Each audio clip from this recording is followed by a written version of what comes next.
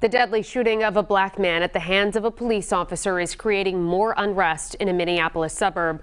The Brooklyn Center police chief says the officer mistakenly grabbed her gun instead of her stun gun, shooting and killing 20-year-old Duante Wright during a traffic stop yesterday.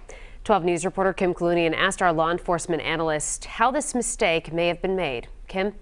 Well, our 12 News law enforcement analyst, the former superintendent of the Rhode Island State Police, says something like this is rare, and there are multiple safeguards in place to ensure it doesn't happen. An accidental discharge. That's what the chief of police of this Minneapolis suburb says led to the death of 20-year-old Duante Wright. The black man was stopped by Brooklyn Center police on Sunday. He was shot and killed after the chief says a veteran police officer pulled her gun instead of her taser. It's awful across the board. 12 News law enforcement analyst, former Rhode Island State Police Colonel Stephen O'Donnell, explains how officers are trained. Most law enforcement all carry their weapon to their strong side, so if you're right-handed, it would be here. And typically a firearm for law enforcement is dark to not black.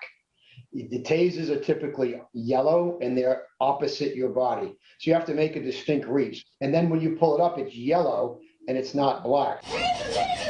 Police body camera footage captured the officer in Sunday's incident yelling "Taser," something O'Donnell says officers are trained to do to warn both the suspect and their fellow officers. But you can clearly see the weapon in her hand is black, not the bright yellow of a taser spotted here on her fellow officer's hip. The alleged mistake is not unprecedented. Take this 2016 case out of Oklahoma, where volunteer reserve deputy Robert Bates shot and killed Eric Harris.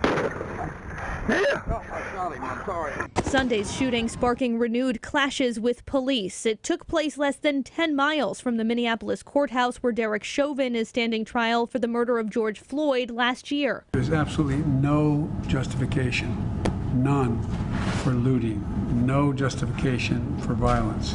And the officer who fired that deadly round has not yet been publicly identified. She has been placed on administrative leave. I'm Kim KALUNIAN, 12 News.